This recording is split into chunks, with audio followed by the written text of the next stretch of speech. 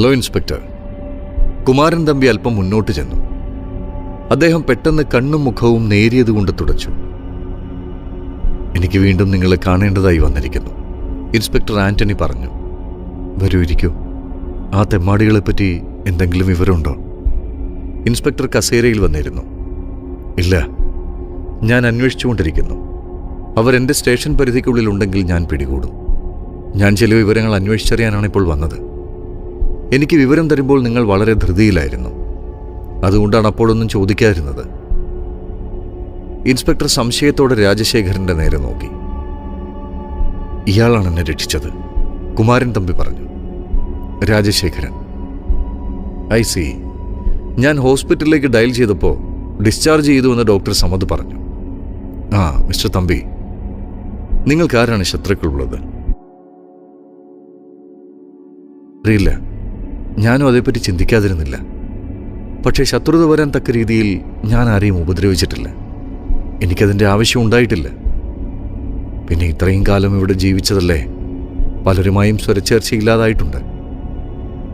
അതിനിവിടെ പ്രസക്തിയില്ല. നിങ്ങളുടെ പണമായിരുന്നു അവരുടെ ലക്ഷ്യമല്ലേ? അതെ. അവരുടെ കയ്യിൽ മാരകമായ ആയുധങ്ങളുണ്ടായിരുന്നോ? ഉണ്ടായിരുന്നു, കത്തി. അതുകൊണ്ടാണ് അവർ രാജശേഖരനെ ആക്രമിച്ചത്. ദൈവസഹായം കൊണ്ട് എനിക്കതിനെ നേരിടേണ്ടി വന്നില്ല. ഞാനൊരു ഹാർട്ട് പേഷ്യൻ്റ് ആണെന്ന കാര്യം ഇൻസ്പെക്ടർക്ക് അറിയാമല്ലോ.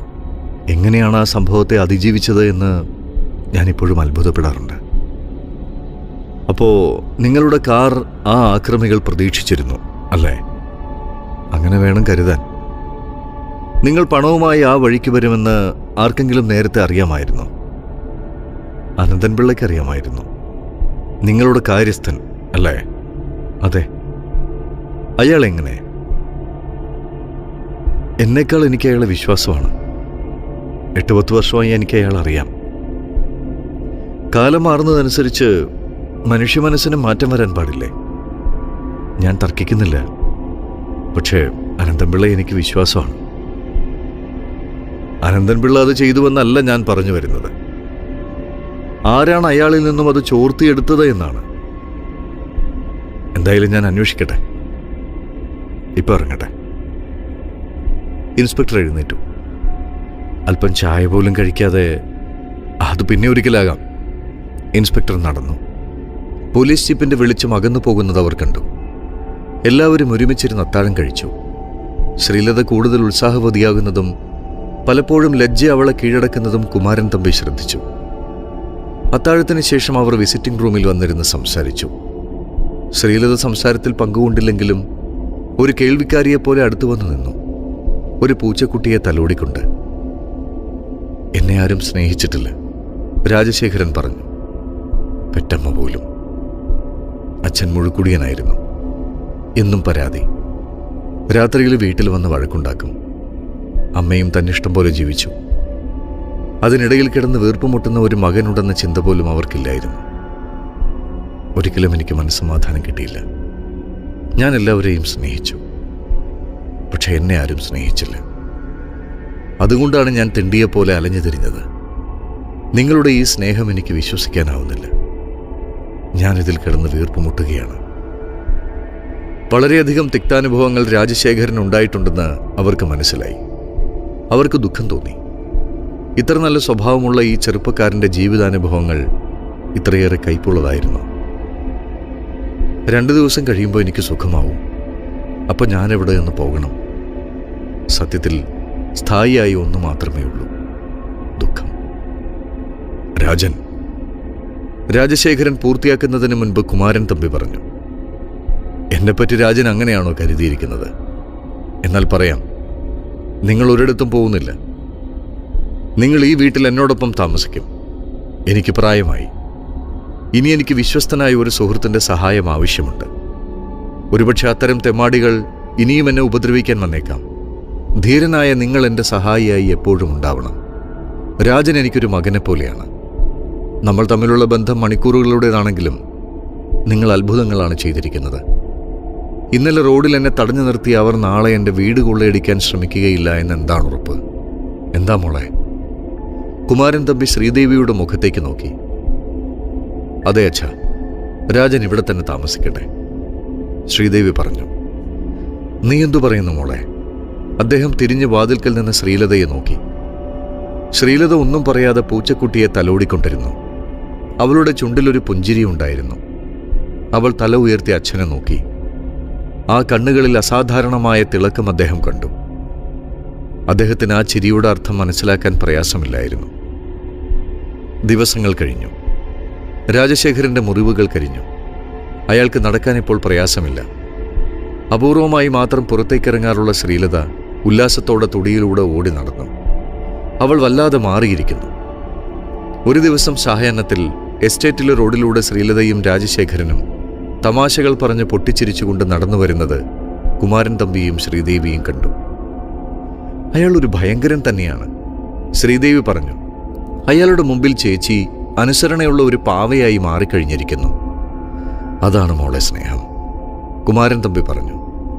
മറ്റാരും കൊടുക്കാതിരുന്നത് രാജന് കൊടുക്കാൻ കഴിഞ്ഞു. ഞാനൊരു കാര്യം ആലോചിക്കുകയാണ്. എന്താണച്ചാ? അത് സ്വാർത്ഥതയോ ധിക്കാരമോ ആണെന്ന് ചിലപ്പോൾ നിനക്ക് തോന്നിയേക്കാം. അവൾ അദ്ദേഹത്തിൻ്റെ മുഖത്തേക്ക് നോക്കി. എന്താണ് ഈ മുഖവുരിയുടെ അർത്ഥം? ഒരു ദിവസം രാജശേഖരൻ ഇവിടെ നിന്ന് പോയാൽ ശ്രീലതയുടെ അവസ്ഥ എന്താകുമെന്നാണ് നിനക്ക് തോന്നുന്നത്? അത് വളരെ കഷ്ടമായിരിക്കും. നേരത്തേതിനേക്കാൾ വലിയ ദുഃഖത്തിൻ്റെ പടുകുഴിയിലേക്ക് ചേച്ചി വീഴാനാണ് സാധ്യത. ഒരുപക്ഷെ പിന്നെ ആർക്കും ചേച്ചിയെ രക്ഷപ്പെടുത്താൻ കഴിഞ്ഞെന്ന് വരില്ല. നീ പറഞ്ഞത് ശരിയാണ്. ഞാൻ ആലോചിക്കുന്നത് ശേഖരന്റെ കാലു പിടിച്ചാണെങ്കിലും അവർ തമ്മിലുള്ള വിവാഹം നടത്തിയാൽ എന്താണെന്നാണ്. ഞാനും ചിന്തിക്കാതിരുന്നില്ല. പക്ഷേ അയാളുടെ മനസ്സ് നമുക്കറിയില്ലല്ലോ. രാജൻ സുന്ദരനും ആരോഗ്യവാനുമാണ്. അയാൾ ഇങ്ങനെ ഒരു മഹാത്യാഗത്തിന് തയ്യാറാവുമോ? ഞാൻ ചോദിക്കാം, അയാളുടെ ഇപ്പോഴത്തെ പെരുമാറ്റം ഒരു അഭിനയമാണോ എന്നറിയാമല്ലോ. പരീക്ഷണം പരാജയപ്പെട്ടാൽ അത് ഹൃദയഭേദകമായിരിക്കുമെന്ന് ശ്രീദേവിക്ക് തോന്നി. അവർ സംസാരിച്ചുകൊണ്ടിരിക്കുമ്പോൾ രാജശേഖരനും ശ്രീലതയും കയറി വന്നു. നിങ്ങൾ എവിടെയായിരുന്നു? കുമാരൻ തമ്പി ചോദിച്ചു. ഒന്ന് നടക്കാൻ പോയി അച്ഛാ, എൻ്റെ തടിയെങ്കിലും കുറയുമല്ലോ. ശ്രീലതയുടെ സംസാരം കേട്ട് കുമാരൻ തമ്പി ചിരിച്ചുപോയി. അവൾ പണ്ടത്തെ ശ്രീലതയല്ല. ഒരു ഉയിർത്തെഴുന്നേൽപ്പ് അവളിൽ ഉണ്ടായിരിക്കുന്നു. ദുഃഖത്തിൻ്റെ പടം അവൾ പൊഴിച്ചു കളഞ്ഞിരിക്കുന്നു. പക്ഷേ ഈ സന്തോഷം സത്യമാകുമോ എന്ന് ഇപ്പോഴറിയാം. മോൾ ചെന്ന് ചായ കൊണ്ടുവരൂ. അവൾ അകത്തേക്ക് പോയി. രാജൻ ഇരിക്കൂ. അയാൾ അദ്ദേഹത്തിന് അഭിമുഖമായിരുന്നു. ഞാനൊരു കാര്യം രാജനിൽ നിന്നും അറിയാൻ ആഗ്രഹിക്കുന്നു. ഇനിയും ഈ ഉമിത്തിയിൽ കിടന്ന് വീർപ്പുമുട്ടാൻ എനിക്ക് വയ്യ. രാജശേഖരൻ സംശയത്തോടെ ഒന്നും മനസ്സിലാകാതെ അദ്ദേഹത്തിൻ്റെ മുഖത്തേക്ക് നോക്കി. രാജൻ എൻ്റെ മകളോട് കാണിക്കുന്ന സ്നേഹം സത്യമാണോ? അവൾക്കൊരു ജീവിതം കൊടുക്കാൻ രാജന് കഴിയുമോ? Can you marry her? രാജശേഖരന്റെ മുഖത്ത് കണ്ണുകൾ തറപ്പിച്ചുകൊണ്ട് കുമാരൻ തമ്പി ഒറ്റ ശ്വാസത്തിൽ ചോദിച്ചു. അയാൾ നടുങ്ങുന്നത് കുമാരൻ തമ്പി കണ്ടു. അയാളുടെ മുഖം വല്ലാതെയായി. മുഖത്തെ പ്രകാശം മാഞ്ഞു പോകുന്നത് പോലെ രക്തച്ഛവി തന്നെ മാഞ്ഞുപോയി. മുതലാളി, അത്... രാജശേഖരന്റെ ചുണ്ടുകൾ വിറച്ചു. കുമാരൻ തമ്പിയുടെ സിരകളിലൂടെ മിന്നൽ പിണരുകൾ പാഞ്ഞുപോയി. തന്റെ കണക്കുകൂട്ടലുകളെല്ലാം തെറ്റുകയാണ്.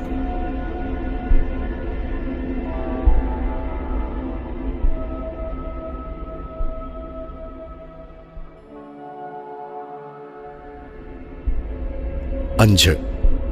തന്റെ ശരീരമാകെ ഒരു വിറയൽ ബാധിക്കുന്നതുപോലെ കുമാരൻ തമ്പിക്ക് തോന്നി. ഉള്ളിലൊരു നെരിപ്പോട് മറിഞ്ഞതുപോലെ.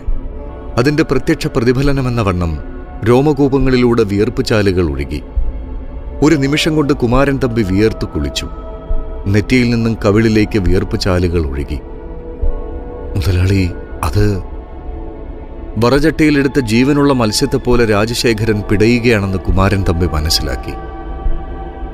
അയാൾ തന്റെ മകളോട് കാണിച്ച സ്നേഹമെല്ലാം കപടമായിരുന്നു. അയാളും പൊയ്മുഖമണിഞ്ഞുകൊണ്ടാണ് ശ്രീലതയോടും തന്നോടും സംസാരിച്ചത്. ഈശ്വര! തന്റെ ചെറിയ സ്വപ്നങ്ങൾ കത്തിയെരിയുന്നത് അദ്ദേഹം കണ്ടു. താൻ ഈ നിമിഷം ഭസ്മമായിരുന്നെങ്കിലെന്ന് കുമാരൻ തമ്പി ആശിച്ചു. 4 കണ്ണുകൾ പന്തങ്ങൾ പോലെ രാജശേഖരനിൽ തറച്ചു നിന്നു. കുമാരൻ തമ്പിയുടെ, വാതിൽക്കൽ നിന്ന ശ്രീദേവിയുടെ. അവരെ തല ഉയർത്തി നോക്കാൻ രാജശേഖരന് കഴിഞ്ഞില്ല. ഈശ്വര, എന്തൊരു പരീക്ഷണം! താൻ പ്രതീക്ഷിച്ചതുപോലെ തന്നെ സംഭവിച്ചിരിക്കുന്നുവെന്ന് ശ്രീദേവി മനസ്സിലാക്കി. അയാൾ പഠിച്ച കള്ളനാണ്. ചേച്ചി അകത്തേക്ക് പോയത് നന്നായി, അല്ലെങ്കിൽ ഇപ്പോഴിവിടെ ബോധം കെട്ട് വീഴുമായിരുന്നു. നിങ്ങൾ എന്താണെന്ന് മിണ്ടാത്തത്? കുമാരൻ തമ്പി ചോദിച്ചു. നിരാശയും ദുഃഖവും എല്ലാം കൂടി അദ്ദേഹത്തെ തളർത്തിയിരുന്നു. അദ്ദേഹം കരച്ചിലിന്റെ വക്കോളം എത്തിയിരുന്നു. ശ്രീദേവി രാജശേഖരന്റെ മുഖത്തേക്ക് തന്നെ നോക്കി നിന്നു. നിമിഷങ്ങൾ, നിമിഷങ്ങൾ, വീർപ്പുമുട്ടി പൊട്ടാൻ വെമ്പി നിൽക്കുന്ന നിമിഷങ്ങൾ. വോൾ ക്ലോക്കിന്റെ ടിക് ടിക് ശബ്ദം ഒരു പെരുമ്പറ പോലെ അവർക്ക് തോന്നി. ദുഃഖത്തിന്റെ കൊട്ടാരത്തിൽ എവിടെയോ നിന്ന് മരണമണി മുഴങ്ങുന്നത് പോലെ. മുതലാളി, എനിക്കതിന് അർഹതയുണ്ടോ? രാജശേഖരൻ സാവധാനം ചോദിച്ചു. ഞാൻ ആരുമില്ലാത്തവനാണ്. അയാളുടെ കണ്ണുകൾ നിറഞ്ഞു. ഞാനതിന് യോഗ്യനല്ല. ആവൂ, ശ്രീദേവി ഒന്ന് നിശ്വസിച്ചു. സൂര്യനോളം ഉയർന്ന് കത്തിയുരുകാൻ തുടങ്ങിയപ്പോൾ പെട്ടെന്നൊരു കാനനച്ചോലയിലേക്ക് വീണതുപോലെ. കുമാരൻ തമ്പി കണ്ണുകൾ ഇറുക്കിയടച്ചു. നെഞ്ചിൽ കത്തിക്കൊണ്ടിരുന്ന കാട്ടുതീക്ക് മുകളിലേക്ക് ഒരണക്കെട്ട് പൊട്ടിയൊഴുകിയതുപോലെ. അദ്ദേഹം കണ്ണു തുറന്ന് രാജശേഖരനെ നോക്കി. രാജൻ, നീ ആരാണെന്ന് തീരുമാനിക്കേണ്ടത് ഞാനാണ്. എനിക്ക് വേണ്ടത് നിന്റെ കുലമോ പാരമ്പര്യമോ ഒന്നുമല്ല, നിന്റെ മനസ്സാണ്. നിന്റെ മഹാമനസ്കതയാണ്, സ്നേഹമാണ്, ത്യാഗമാണ്. എന്നെ ആരും സ്നേഹിച്ചിട്ടില്ല. കലവറയില്ലാത്ത സ്നേഹം ഞാൻ കണ്ടത് വിരൂപയാണെങ്കിലും ശ്രീലതയിലാണ്. അവളുടെ മനസ്സിന് വൈരൂപ്യമില്ല. ഉള്ളിലൊരു ദേവതയാണ് ശ്രീലത. മുതലാളിക്ക് സമ്മതമാണെങ്കിൽ ശ്രീലതയെ ഞാൻ വിവാഹം കഴിക്കാം. ഇന്നുവരെ എനിക്ക് കിട്ടാതിരുന്ന സ്നേഹം ശ്രീലതയിൽ നിന്ന് കിട്ടുമെന്ന് എനിക്ക് ഉറപ്പുണ്ട്. സ്നേഹത്തിന് വേണ്ടി അലഞ്ഞ രണ്ട് മനസ്സുകളാണ് ഞങ്ങളുടേത്. ഇടയ്ക്കിടെ നിർത്തിയും സാവധാനത്തിലുമാണ് രാജശേഖരൻ പറഞ്ഞത്. You are great my boy, very very great. Kumaran തമ്പിയുടെ കണ്ണുകൾ നിറഞ്ഞു. അദ്ദേഹം എഴുന്നേറ്റ് രാജശേഖരനെ ആലിംഗനം ചെയ്തു. ഇനി എനിക്ക് മരിക്കാം. എൻ്റെ കുട്ടി, ഈശ്വരൻ എന്നെ കൈവിട്ടിട്ടില്ല. സന്തോഷം കൊണ്ട് തുള്ളിച്ചാടണമെന്ന് ശ്രീദേവിക്കും തോന്നി. തൻ്റെ ചേച്ചിയുടെ ജീവിതം തളിർക്കുന്നു. അവൾ തിരിഞ്ഞു നോക്കിയപ്പോൾ പിന്നിൽ ശ്രീലത നിൽക്കുന്നു. അവളുടെ കണ്ണുകളിൽ ആനന്ദാശ്രുക്കളുടെ തിളക്കം. ചേച്ചി. ആ സഹോദരികൾ ആലിംഗനബദ്ധരായി. ചേച്ചി ഞങ്ങളെ പറ്റിച്ചു കളഞ്ഞല്ലോ, കള്ളി. ശ്രീലത ലജ്ജ കൊണ്ട് കുലുങ്ങി ചിരിച്ചു. പിന്നെ അകത്തേക്ക് ഓടി. കുമാരൻ തമ്പി ലക്ഷ്മിയുടെ ഫോട്ടോയ്ക്ക് മുന്നിൽ വന്നു നിന്നു. ലക്ഷ്മി, നമ്മുടെ മോൾ, അവൾ ഭാഗ്യവതിയാണ്. അദ്ദേഹത്തിന്റെ കണ്ണുകൾ നിറഞ്ഞൊഴുകുകയായിരുന്നു. ലക്ഷ്മി തന്റെ പ്രിയപ്പെട്ടവനെ നോക്കി ചിരിച്ചു. ശ്രീലത വേഗം ചായയുമായി വന്നു. അവർ ചായ കുടിച്ചുകൊണ്ടിരിക്കുമ്പോൾ പോലീസ് ജീപ്പ് വന്നു നിന്നു. ഇൻസ്പെക്ടർ ആന്റണി ജീപ്പിൽ നിന്നും ഇറങ്ങി. അവരെ ഇറക്കിക്കൊണ്ടുവരൂ. 4 പോലീസുകാരും 4 ചെറുപ്പക്കാരും ജീപ്പിൽ നിന്നിറങ്ങി. ചെറുപ്പക്കാരുടെ മുഖമാകെ വാടിയിരുന്നു. അവർ പൂമുഖത്തേക്ക് വന്നു. എന്താണ് ഇൻസ്പെക്ടർ ഇത്? കുമാരൻ തമ്പിക്കൊന്നും മനസ്സിലായില്ല. ഇവരാണെന്ന് നിങ്ങളെ ആക്രമിച്ച മിടുക്കന്മാർ, ഇൻസ്പെക്ടർ പറഞ്ഞു. എല്ലാവരും ആ ചെറുപ്പക്കാരെ നോക്കി. അവർ തലകുനിച്ച് പരിങ്ങി നിന്നു. ഇവനാരാണെന്നറിയാമോ? മെലിഞ്ഞ ഒരു ഹിപ്പിത്തലയനെ ഇൻസ്പെക്ടർ മുന്നോട്ട് യാതൊരു മയവുമില്ലാതെ വലിച്ചു നീക്കി നിർത്തി. ഇവൻ നമ്മുടെ അനന്തംപിള്ളയുടെ മകനല്ലേ? കുമാരൻ തമ്പി ആ ചെറുപ്പക്കാരനെ സൂക്ഷിച്ചു നോക്കി. ശ്രീദേവിക്കും അയാളെ അറിയാമായിരുന്നു. അതെ, ഇവൻ തന്നെ. ഇവനാണ് ചമ്പൽ കൊള്ളക്കാരെ അനുകരിക്കാൻ ശ്രമിച്ച റാസ്കൽ. പറയടാ, നീ എന്താ ചെയ്തതെന്ന്. ഇൻസ്പെക്ടർ അവന്റെ വയറ്റിൽ മുച്ചാൻ വടി കൊണ്ടൊരു കുത്തുകൊടുത്തു. അവൻ വേദനയോടെ ഞരങ്ങി. പിന്നെ പറഞ്ഞു, ഞങ്ങളെല്ലാവരും ഡിഗ്രി ഉള്ളവരാണ്, ജോലിയൊന്നുമില്ല. അത്യാവശ്യത്തിന് തന്നെ പണമില്ലാതെ വിഷമിച്ചു. വീട്ടിൽ നിന്ന് ചോദിച്ചു മടുത്തു. അന്ന് അച്ഛൻ വീട്ടിൽ വന്നപ്പോൾ അമ്മ എന്തിനോ അത്യാവശ്യമായി മുതലാളിയെ കാണാൻ അച്ഛനോട് പറഞ്ഞു. അപ്പോൾ ചെന്നാ മുതലാളിയെ കാണാൻ പറ്റില്ല, 8 മണിക്കൊരു കോൺട്രാക്ടറെ കാണേണ്ടതാണെന്ന് പറയുന്നത് ഞാൻ കേട്ടു. അതൊരു പണമിടപാടാണെന്ന് ഞാൻ മനസ്സിലാക്കി. തൽക്കാലം പണത്തിനിതൊരു മാർഗമാണെന്ന ആശയം എനിക്ക് തോന്നി. ഞാൻ ഉടനെ ഇവരെ വിവരം അറിയിച്ചു. 1/2 മണിക്കൂറിനുള്ളിൽ ഞങ്ങൾ തയ്യാറായി. മുതലാളിയെ ഉപദ്രവിക്കണമെന്ന് ഞങ്ങൾക്ക് ആഗ്രഹമില്ലായിരുന്നു. പണം മാത്രമായിരുന്നു ലക്ഷ്യം. ഈ മനുഷ്യൻ അപ്രതീക്ഷിതമായി വന്നു പെട്ടപ്പോൾ ദേഷ്യം കൊണ്ടാണ് ഉപദ്രവിച്ചത്. ഞങ്ങളോട് ക്ഷമിക്കണം മുതലാളി. അയാൾ നിന്ന് വിറച്ചു. അറിവില്ലായ്മ കൊണ്ട് ചെയ്തതാണ്. റാസ്കൽസ്, സ്വയം തൊഴിൽ കണ്ടെത്തിയതാണ്, ഇൻസ്പെക്ടർ പറഞ്ഞു. എന്താ നിന്റെ പേര്? കുമാരൻ തമ്പി ചോദിച്ചു. ശിവൻ, അയാൾ പറഞ്ഞു. മറ്റുള്ളവരുടെയും പേരുവിവരങ്ങൾ കുമാരൻ തമ്പി ചോദിച്ചു മനസ്സിലാക്കി. Ravi, Khader, Thomas. Police jeep പോയി കഴിഞ്ഞപ്പോൾ അനന്തൻപിള്ള ഓടിക്കതച്ചെത്തി. അയാൾ കുമാരൻ തമ്പിയെ നോക്കാൻ തന്നെ ഭയപ്പെട്ടു. എന്നോട് ക്ഷമിക്കും മുതലാളി, ഞാൻ ആ തെണ്ടിയുടെ അപ്പനായിപ്പോയില്ലേ. ചോറ് തന്ന കൈക്കാണ് ആ നായെ കടിച്ചത്. പിള്ള എന്തുകൊണ്ട് ശിവനെപ്പറ്റി എന്നോട് പറഞ്ഞില്ല? ഞാൻ അവൻ എന്തെങ്കിലും ജോലി കൊടുക്കുമായിരുന്നല്ലോ, കുമാരൻ തമ്പി ചോദിച്ചു. മുതലാളിയുടെ സ്ഥാപനത്തിൽ ഒരു ജോലിക്ക് വരാനുള്ള യോഗ്യത അവനില്ല. അവനൊരു കഞ്ചാവ് വലിക്കാരനും കള്ളുകൂടിയനുമാണ്. മകനായതുകൊണ്ടാണ് ഞാൻ അവനെ വീട്ടിൽ നിന്ന് അടിച്ചിറക്കാത്തത്. മുതലാളി എന്നെ സഹായിക്കണം. അവരെങ്ങനെയെങ്കിലും ലോക്കപ്പിൽ നിന്ന് ഇറക്കണം, അല്ലെങ്കിൽ അവരവനെ കൊന്നുകളയും. തലതിരിഞ്ഞവനാണെങ്കിലും എൻ്റെ മകനായി പോയില്ലേ. എന്ത് പ്രായശ്ചിത്തം വേണമെങ്കിലും ചെയ്യാം. അനന്തൻപിള്ള ഗദ്ഗദകണ്ഠനായി. അവർ ചെറുപ്പക്കാരല്ലേ, അവർക്ക് എന്തെങ്കിലും ഒരു ജോലി കൊടുത്താൽ അവർ നന്നാവും. മുതലാളി തന്നെ എന്തെങ്കിലും ജോലി കൊടുത്താൽ അവർ മുതലാളിയെ ദൈവത്തെ പോലെ കരുതും, രാജശേഖരൻ പറഞ്ഞു. കുമാരൻ തമ്പി രാജശേഖരന്റെ കണ്ണുകളിലേക്ക് നോക്കി. പിന്നെ ഒരു തീരുമാനമെടുത്തതുപോലെ പറഞ്ഞു. ശരി അനന്തൻപിള്ളേ, ഞാനെല്ലാം മറന്നു. പിള്ള ഈ കാര്യം നേരത്തെ പറഞ്ഞിരുന്നെങ്കിൽ ഞാൻ അവന് ജോലി കൊടുക്കാമായിരുന്നു. എന്നാൽ ഇങ്ങനെയൊന്നും സംഭവിക്കുമായിരുന്നില്ല. കുമാരൻ തമ്പി ഒരു സിഗരറ്റ് കത്തിച്ചു. ഒരു വിധത്തിൽ അവരത് ചെയ്തത് നന്നായി. അവരെന്നെ അനുഗ്രഹിക്കുകയാണ് ചെയ്തത്. ഞാൻ അവരോട് കടപ്പെട്ടിരിക്കുന്നു. കുമാരൻ തമ്പി എന്താണ് ഉദ്ദേശിക്കുന്നത് എന്ന് പിള്ളയ്ക്ക് മനസ്സിലായില്ല. അകത്തുനിന്നും പിയാനോ വായിക്കുന്നത് അവർ കേട്ടു. ഒരു പ്രേമഗാനം. രാജശേഖരനും ശ്രീലതയും തമ്മിലുള്ള വിവാഹം ഗ്രാമത്തിലെ ക്ഷേത്രത്തിൽ വെച്ച് യാതൊരു ആർഭാടവുമില്ലാതെ നടന്നു. മധുവിധുവിൻ്റെ നാളുകൾ. അവർ കോവളത്തും കന്യാകുമാരിയിലും ഊട്ടിയിലും നീലഗിരിയിലും താമസിച്ചു. രാജശേഖരൻ അതിലൊന്നും താല്പര്യമില്ലായിരുന്നു. പക്ഷേ കുമാരൻ തമ്പിയുടെയും ശ്രീലതയുടെയും നിർബന്ധത്തെ നിരസിക്കാൻ അയാൾക്ക് കഴിഞ്ഞില്ല. ഇപ്പോൾ ഞാൻ സംതൃപ്തനാണ് മോനെ, കുമാരൻ തമ്പി രാജശേഖരനോട് പറഞ്ഞു. ഇനി നീയാണ് ഈ സ്വത്തുക്കൾ നോക്കി നടത്തേണ്ടത്. നമുക്ക് ശ്രീദേവിയുടെ വിവാഹവും ഉടനെ നടത്തണം. വിനോദ് കാത്തിരുന്ന് പിണങ്ങുന്നതിന് മുൻപ്. ശ്രീദേവിയുടെയും വിനോദിൻ്റെയും വിവാഹം ആർഭാടമായി നടന്നു. അവർ ബാംഗ്ലൂർക്ക് പോയി. പിരിയാൻ നേരത്തെ സഹോദരിമാർ കെട്ടിപ്പിടിച്ച് കരഞ്ഞു. രാജശേഖരനൊരു കുട്ടിയുണ്ടായി. അതൊരു ഉത്സവമായിരുന്നു ബംഗ്ലാവിൽ. എസ്റ്റേറ്റിലെ തൊഴിലാളികൾക്കെല്ലാം പുതുവസ്ത്രങ്ങൾ വിതരണം ചെയ്തു. അവർ ആ കുട്ടിക്ക് പേരിട്ടു ഇന്ദ്രജിത്ത്. ശ്രീദേവിയും വിനോദും അവധിക്ക് വീട്ടിൽ വന്നു. അവരുടെ കല്യാണം കഴിഞ്ഞിട്ട് 6 മാസമായിരുന്നു. കുമാരൻ തമ്പി ലോകം മുഴുവൻ നേടിയ രാജാവിനെ പോലെ സന്തോഷവാനായിരുന്നു. അദ്ദേഹം ഭാര്യയുടെ ഫോട്ടോയിൽ പുതുപുഷ്പങ്ങൾ ചാർത്തി. ഇന്ദ്രജിത്തിനെ മുത്തശ്ശിക്ക് കാണിച്ചു കൊടുത്തു. എല്ലാവരും സന്തോഷത്തോടെ അത്താഴം കഴിച്ചു. ശ്രീലത പിയാനോ വായിച്ചു. ബംഗ്ലാവിലെ വിളക്കുകൾ അണഞ്ഞു. നിലാവുള്ള രാത്രി. ഇലകൊഴിഞ്ഞ റബ്ബർ മരങ്ങളുടെ ചില്ലകളിലിരുന്ന് പുള്ളുകൾ ചിലച്ചു. കുമാരൻ തമ്പി ഉറക്കത്തിലായിരുന്നു. ആരുടെയോ കാൽപ്പെരുമാറ്റം കേട്ടാണ് കണ്ണു തുറന്നത്. മുറിയിൽ ഒരു നിഴൽ നിൽക്കുന്നത് അദ്ദേഹം കണ്ടു. ജനൽ കർട്ടൻ ഇളകിയപ്പോൾ നിലാവകത്തേക്ക് വീണു.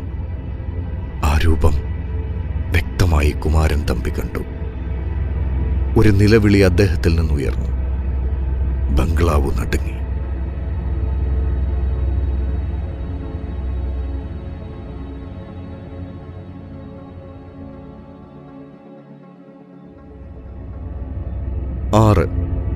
ബംഗ്ലാവിന് നടുക്കുമാർ ഉച്ചത്തിലായിരുന്നു ആ ശബ്ദം. ഒട്ടുമാവിന്റെ ചില്ലയിലിരുന്ന രാക്കിളികൾ കരഞ്ഞുകൊണ്ട് ചെറുകടിച്ചു പറന്നുപോയി. താഴ്വരയിൽ വെളുത്ത മഞ്ഞ് കൂടിക്കിടപ്പുണ്ടായിരുന്നു. ഏതോ ചാവാലിപ്പട്ടികളുടെ കരച്ചിൽ താഴ്വരയിൽ നിന്ന് കേട്ടു, ഏറുകൊണ്ടിട്ട് മോങ്ങുന്നത് പോലെ. വനത്തിൽ നിന്നും ഒരു കാട്ടാന ചിഹ്നം വിളിച്ചു. ഒരു കരച്ചിൽ പോലെ അത് മലമടക്കുകളിൽ തട്ടി പ്രതിധ്വനിച്ചു. ബംഗ്ലാവിൽ വിളക്കുകൾ തെളിഞ്ഞു. ഇന്ദ്രജിത്ത് ഒരു നടുക്കത്തോടെ ഉണർന്ന് കരഞ്ഞു. എന്താണൊരു ശബ്ദം കേട്ടത്? വിനോദിനെ പറ്റിച്ചേർന്ന് കിടന്ന ശ്രീദേവി ചോദിച്ചു. ആരോ കരഞ്ഞതുപോലെ. വിനോദ് എഴുന്നേറ്റ് ലൈറ്റിട്ടു. ശ്രീലതയുടെ മുറിയിലും ലൈറ്റ് തെളിഞ്ഞു. കുട്ടി അപ്പോഴും കരഞ്ഞുകൊണ്ടിരുന്നു. അച്ഛൻ്റെ മുറിയിൽ നിന്നല്ലേ ശബ്ദം കേട്ടത്? രാജശേഖരൻ അവിടേക്ക് വന്നു എന്നാണ് എനിക്കും തോന്നുന്നത്, വിനോദ് പറഞ്ഞു. രണ്ടുപേരും കൂടി അവിടേക്ക് ചെന്നു. വാതിൽ ചാരിക്കിടക്കുകയായിരുന്നു. അവർ അകത്ത് കയറി ലൈറ്റിട്ടു. ബെഡിൽ മലർന്നു കിടന്ന കുമാരൻ തമ്പിയെ അവർ കണ്ടു. കണ്ണുകൾ അവരുടെ നേരെ തിരിഞ്ഞിരുന്നു. വായൽപ്പം തുറന്ന് അച്ഛാ, രാജശേഖരൻ വിളിച്ചു. മറുപടി ഉണ്ടായില്ല. അയാൾ അടുത്തു ചെന്ന് വിളിച്ചു. അച്ഛാ, കുലുക്കി വിളിച്ചു. അനങ്ങിയില്ല. അദ്ദേഹം മരിച്ചു കഴിഞ്ഞിരുന്നു. പിന്നിൽ നിന്നൊരു കരച്ചിൽ കേട്ട് തിരിഞ്ഞു നോക്കിയ വിനോദ് ശ്രീദേവിയെ കണ്ടു. അയാൾ അവളെ ചേർത്തണച്ചു, വിതുമ്പുന്ന ചുണ്ടുകൾ കടിച്ചമർത്തിക്കൊണ്ട്. ശ്രീദേവിയുടെ കരച്ചിൽ കേട്ട ശ്രീലതയ്ക്ക് എന്തോ പന്തികേട് തോന്നി. അവൾ കുട്ടിക്ക് മുല കൊടുത്ത് അവന്റെ കരച്ചിലടക്കാൻ ശ്രമിക്കുകയായിരുന്നു. ശ്രീലത കുഞ്ഞിനെയും എടുത്തുകൊണ്ട് അച്ഛന്റെ മുറിയിലേക്ക് ചെന്നു. ചേച്ചി, നമ്മുടെ അച്ഛൻ. ശ്രീദേവി ചേച്ചിയെ കെട്ടിപ്പിടിച്ച് കരഞ്ഞു. വിനോദ് ഉടനെ അച്ഛന്റെ ഉറ്റ സുഹൃത്തുക്കൾക്കെല്ലാം റിങ് ചെയ്തു. അച്ഛൻ ഹാർട്ട് അറ്റാക്ക് മൂലം മരിച്ചുവെന്നറിയിച്ചു. ഇൻസ്പെക്ടർ ആന്റണിയും ഡോക്ടർ സമതും ഉടനെ തന്നെ എത്തിച്ചേർന്നു. അവരും ആ മരണത്തെ ഹാർട്ട് അറ്റാക്കാണെന്ന് സ്ഥിരീകരിച്ചു. അദ്ദേഹത്തിന് ഹാർട്ട് അറ്റാക്ക് ഉണ്ടാകുന്നത് ഇത് 3ാമത്തെ പ്രാവശ്യമാണ്. ഇത്തവണ അദ്ദേഹത്തിന് രക്ഷപ്പെടാനായില്ല. കുമാരൻ തമ്പിയുടെ ശരീരം കത്തിയെരിഞ്ഞ് അഗ്നിയായി, പുകയായി, താപമായി. മക്കളും മരുമക്കളും സുഹൃത്തുക്കളും നിറഞ്ഞ കണ്ണുകളോടെ നോക്കി നിന്നു. ദുഃഖം മൂടൽമഞ്ഞ് പോലെ ഗൃഹാന്തരീക്ഷത്തിൽ തങ്ങി നിന്നു. ഉത്തരവാദിത്തങ്ങളെല്ലാം രാജശേഖരനിലായി. 1 മാസം കഴിഞ്ഞപ്പോൾ വിനോദും ശ്രീദേവിയും ബാംഗ്ലൂർക്ക് പോകാൻ തയ്യാറായി. കുറേ ദിവസം കൂടി നീ ഇവിടെ നിൽക്കനിയ. രാജശേഖരൻ വിനോദിനെ തടഞ്ഞു. എനിക്ക് കുറെ കൂടി ശക്തി തരൂ, അല്ലെങ്കിൽ നീ ജോലി രാജിവെച്ചെങ്കിൽ പോരെ. അയ്യോ, അത് പറ്റില്ല, ഞാൻ 1 മാസം കൂടി ലീവ് നീട്ടാം.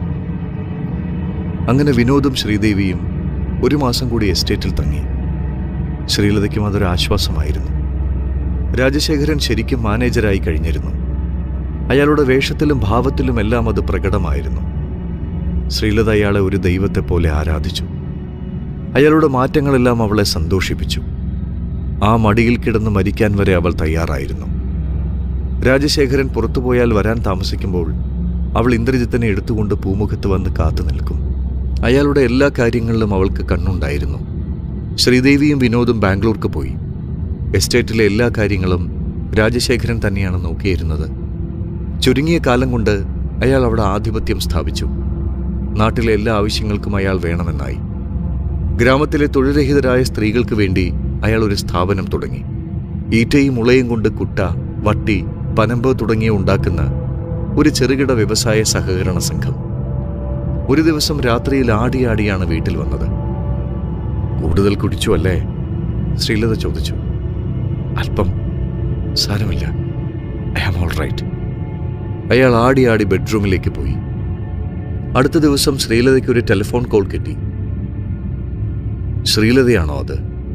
ഒരു പുരുഷ ശബ്ദം അവൾ കേട്ടു. അതെ, നിങ്ങൾ ആരാണ്?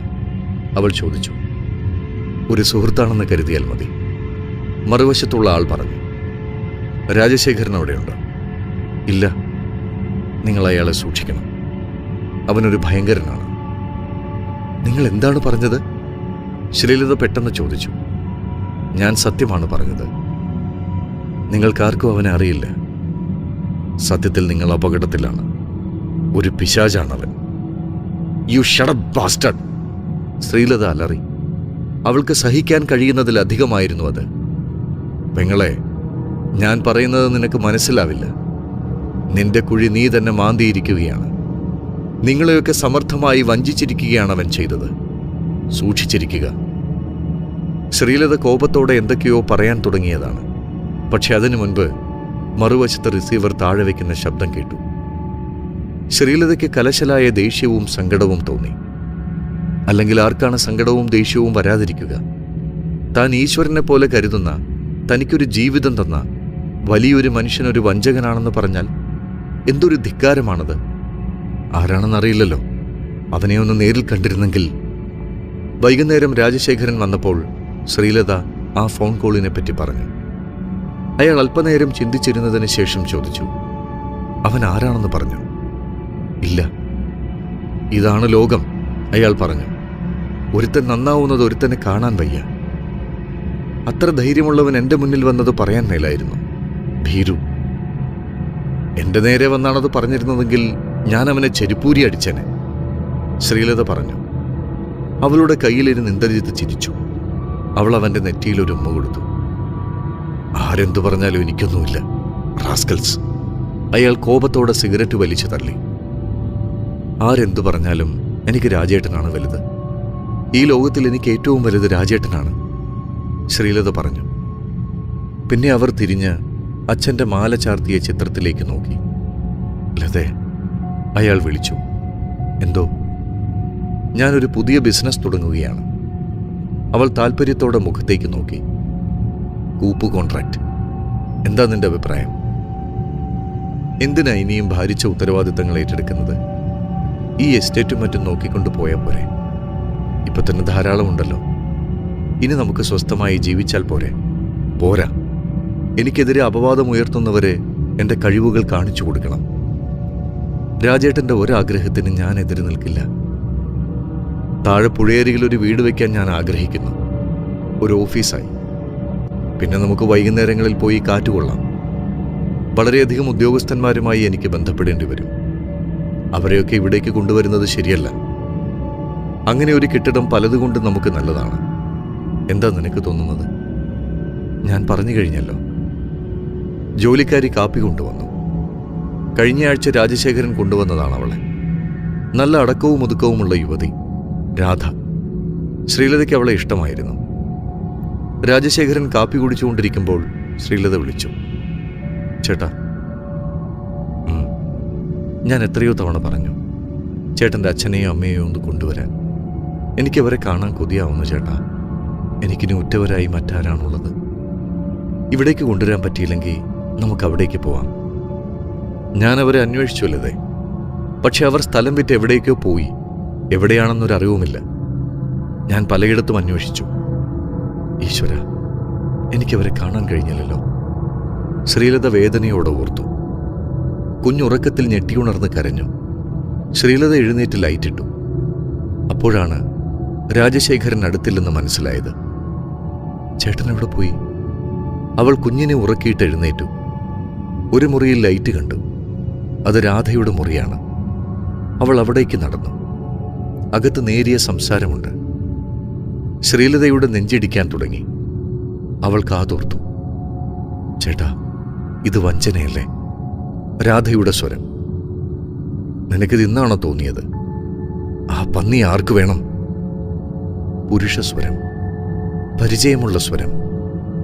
ശ്രീലത വാതിലിന്റെ വിടവിലൂടെ നോക്കി. നഗ്നരായി കെട്ടിമറിയുന്ന രാധയും രാജശേഖരനും. ശ്രീലതയുടെ സിരകളിൽ ഒരു വെള്ളിടി വെട്ടി.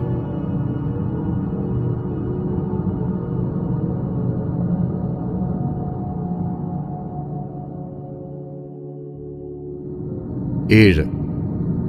കത്തേരിയെന്ന ഒരു ചിതയിലേക്ക് വീഴുന്ന അനുഭവമായിരുന്നു ശ്രീലതയ്ക്ക്. ആ നിമിഷം താൻ കത്തിയെരിഞ്ഞു പോയിരുന്നെങ്കിലെന്ന് അവൾക്ക് മനസ്സിലായി. സുന്ദരിയായ വേലക്കാരിയെ നിർത്തിയത് ഇതിനായിരുന്നു അല്ലേ? കഴിഞ്ഞ ഒരു വർഷത്തിനിടയ്ക്ക് 8 ജോലിക്കാരെ കൊണ്ടുവന്നിട്ടുണ്ട്. അവരെയൊക്കെ കുറെ കഴിഞ്ഞ് ഓരോരോ കാരണങ്ങൾ പറഞ്ഞു വിടുകയാണ് രാജശേഖരൻ ചെയ്തത്. ആവശ്യം കഴിഞ്ഞ് അവരെ പറഞ്ഞു വിടുകയല്ലായിരുന്നു അത്. ഇവൾ എന്തു രാക്ഷസിയാണ്! എത്ര വിദഗ്ധമായാണ് ഇവൾ തൻ്റെ മുന്നിൽ അഭിനയിച്ചത്. കണ്ടാൽ പഞ്ചപാവം. ഇപ്പോഴാണ് അവളുടെ വിശ്വരൂപം കാണുന്നത്. രാജേട്ടൻ ഇത്രയും നീചനും ക്രൂരനുമാണ്. നിനക്കിത് ഇന്നാണോ തോന്നിയത്? ആ പന്നിയെ ആർക്ക് വേണം? ആ വാക്കുകൾ ഒരു മുൾമുടി കണക്കെ അവളുടെ ഹൃദയത്തിൽ വീണു. തന്നെയല്ലേ രാജേട്ടൻ പന്നിയെന്ന് വിളിച്ചത്? അപ്പോൾ രാജേട്ടൻ തന്നോട് കാണിച്ച സ്നേഹമെല്ലാം അഭിനയമല്ലായിരുന്നു. ആ വാക്കുകളിൽ നിന്നും അവളുമായി നേരത്തെ ബന്ധമുണ്ടായിരുന്നുവെന്നല്ലേ മനസ്സിലാക്കേണ്ടത്? ഒരു മെഴുകുതിരി കണക്കെ ശ്രീലത ഉരുകുകയായിരുന്നു.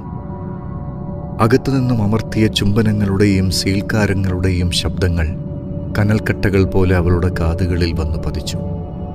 ശ്രീലതയുടെ ശരീരമാകമാനം വിറച്ചു. നിനക്കറിയില്ല അവനെപ്പറ്റി. അവൻ നിങ്ങളെയൊക്കെ വഞ്ചിക്കുകയാണ്. ഒരു പിശാചാണവൻ. അജ്ഞാതനായ ആ മനുഷ്യന്റെ വാക്കുകൾ ഒരു പ്രവചനം പോലെ അവളുടെ ഓർമ്മയിൽ മുഴങ്ങി. അതെ, അത് ശരിയായിരുന്നു, സത്യമായിരുന്നു. ഇയാൾ ഒരു പിശാച് തന്നെയാണ്. ഇയാൾ തങ്ങളെ എല്ലാവരെയും വിഡ്ഢികളാക്കുകയായിരുന്നു. അവളെയും അയാളെയും കൊന്നുകളയണമെന്ന് അവൾക്ക് തോന്നി. ഒരു ഭാര്യയെ ഇതിൽ കൂടുതൽ അപമാനിക്കാനുണ്ടോ? ഇതറിഞ്ഞ സ്ഥിതിക്ക് ഇനി തൻ്റെ പ്രവൃത്തികൾ ബുദ്ധിപൂർവമായിരിക്കണം. ഇപ്പോൾ ഒന്നും അറിയാത്ത മട്ടിൽ തിരിച്ചുപോയി കിടന്ന് കരയാം. വേണമെങ്കിൽ നിരാശയോടെ ആത്മഹത്യ ചെയ്യാം. വിരൂപയായ താൻ അർഹതയില്ലാത്തത് ആശിച്ചതാണ് തെറ്റ്. പക്ഷെ ഇയാൾ ഇനി നല്ല പിള്ള ചമയരുത്. അയാളെ തൊണ്ടി സഹിതം പിടിക്കണം.